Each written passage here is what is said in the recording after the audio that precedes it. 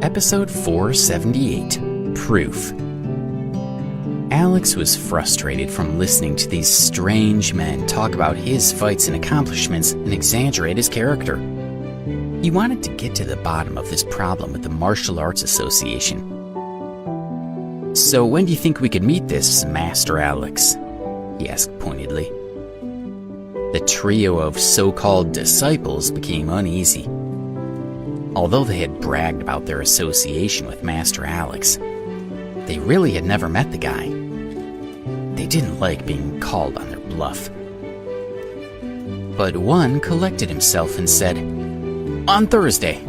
This Thursday, in fact. There's going to be a big gathering in Baltimore. We'll be there, of course. We can try to get a few people in. And of course, Master Alex will be there. It wouldn't be much an event if he didn't show up." "Amazing!" the girls around them cried. "I want to go. What a great opportunity to meet Master Alex." Joe felt a bit obligated to see his suggestion through, since an invitation had basically just been extended within his own home. "Well, Alex, how about we go together then? It's been so good to see you all again, and I definitely want to hang out some more." Ben and Max nodded enthusiastically. They were imagining getting selfies with martial arts masters, or even getting some signed photos to sell. Joe turned back to the men. Addressing one, he said, "Luke, how about you? Can you get us all in?" A few of the men around them murmured eagerly, imagining ways to tie the martial arts meeting into their own business. Luke looked around uncertainly. "I'd love to, but I think this might be too many people. I don't think I can get you all in." Neil had been listening to some of the discussion, and now he came over to join the group. "Luke, are you sure? I would love to go." Luke looked embarrassed now that Joe's father had gotten involved. "It's just not that easy." Alex saw the look of disappointment on Neil's face and said, "Are you really interested in going to the gathering?" The men who had been bragging about Master Alex jumped in, not wanting to let Alex take the lead on the conversation. "It's not easy to get in, of course. You can't just rock up to the door and expect to be let inside. It's hard even for dedicated people like us to get access." Neil didn't get a chance to answer Alex directly. Luke waved a hand dismissively at Alex and said, "You know what, it's fine. I've got contacts. I bet I can get you all in."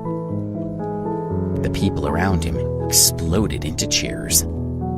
"That's amazing, thank you! You're so great!" At hearing this, Neil turned back to Alex with a smile. "Well, looks like we all have a way in. I can help make sure you get access too, if you want." Alex smiled. He knew Neil was trying to be nice to him. "That would be great, sir, thank you." Joe and the other friends nodded. After all, Alex was only a security guard with few high-ranking connections. There was really no way he would be able to get an invitation on his own. It made sense that he would need help from people like them to get in. The rest of the evening passed quickly. People were buzzing with excitement from the martial arts discussion before, and the mood stayed positive for the rest of the party. Eventually, people began to get tired and leave one by one.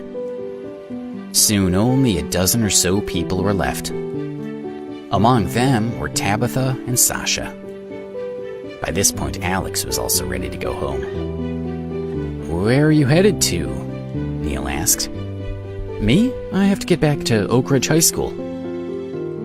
Neil was surprised. The high school was an incredibly prestigious institution, famous for its famous students. It was easily the best school in the district. "Is that where you work?" Neil asked. He had overheard that Alex was some kind of security guard, and guessed that he must be a guard at the school. "I see. Very interesting." "Just so I'm clear," Sasha drawled, inserting herself into the conversation, What exactly is it that you do at Oak Ridge? She wanted Alex to admit to his humble position at the school. I was recently promoted, Alex said honestly. We've gone through a bit of a reshuffle. I'm technically the principal there now. Sasha and Tabitha burst out laughing. Don't be ridiculous, Tabitha crowed. I've been talking to people tonight. You've been seen in your security guard uniform several times. It's bad enough having such a poor little job, but lying about it is even worse. Alex frowned. It was true, he tended to think of being a security guard as his real job, and the work at Oak Ridge is just a hobby. But everything he was saying about his position at Oak Ridge was true. He didn't like being accused of bragging just for telling the truth. Do you even understand what an institution Oak Ridge is? Tabitha sneered. How competitive it is to get in? How powerful the families of those children are? I know people whose children scored extremely well on the entrance exam but still didn't get in. They were off by just 1 point, but the school stayed firm. Neil was embarrassed on Alex's behalf, but Alex shrugged casually and turned to Neil. I'm not lying, he said. I work at Oak Ridge.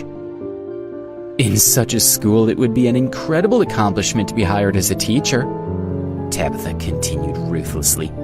People work their entire careers with Oak Ridge as a goal. But you claim that you are the principal? The leader of that school? Oh, it's too funny.